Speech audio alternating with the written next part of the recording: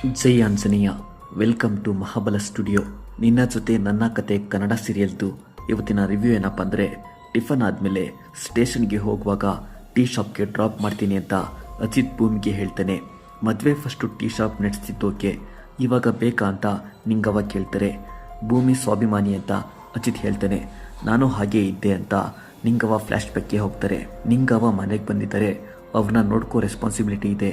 ಈ ಟೈಮಲ್ಲಿ tea shop police training ಅಂತ ಹೋದರೆ ಸಂಗೀತಕ್ಕೆ ಕಷ್ಟ ಆಗುತ್ತೆ ಅಂತ ಭೂಮಿ ಅಜಿತ್ಗೆ ಹೇಳ್ತಾಳೆ. ಮನೇಲಿದ್ದರೆ ಫುಲ್ ಫೇಸ್ ಕವರ್ ಮಾಡ್ಕೊಂಡಿರಬೇಕು, ಇದರಿಂದ ಬ್ರೀತಿಂಗ್ ಪ್ರಾಬ್ಲಮ್ ಆಗ್ಬೋದು, ಇದೆಲ್ಲ ಯಾಕೆ ಬೇಕು ಅಂತ ಅಜಿತ್ ಹೇಳ್ತಾನೆ. ಭೂಮಿ ಕೇಳಲ್ಲ. ಕಾಡಿನ ರಾಣಿ ಮೂವಿಗೆ ಹೀರೋಯಿನ್ ಮಾಡಲ್ಲ, AI ಯೂಸ್ ಮಾಡ್ತೀನಿ ಅಂತ ಅಜಿತ್ ಹೇಳ್ತಾನೆ.